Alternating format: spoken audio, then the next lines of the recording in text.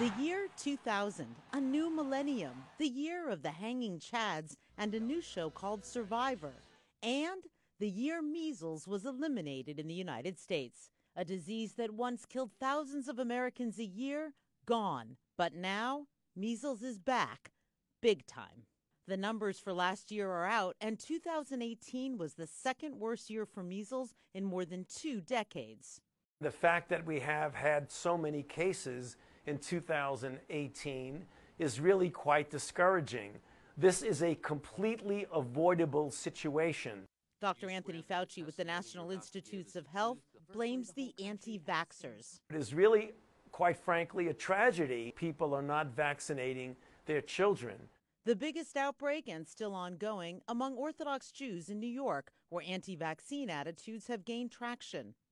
And there were outbreaks last year in 25 other states, among other communities that shun vaccines, for a total of 349 measles cases last year nationwide.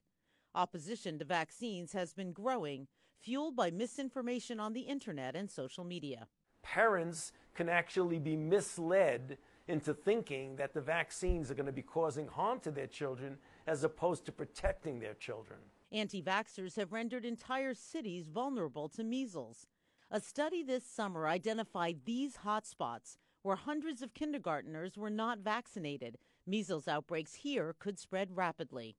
18 states permit families to opt out of vaccinating their children based on religious or philosophical beliefs. In 12 of these states, the number of exemptions has risen since 2009, leaving babies vulnerable since they can't get the vaccine until their first birthday. We've got to protect those people in society in the same way that a parent protects their own individual child. Elizabeth Cohen, CNN, Atlanta.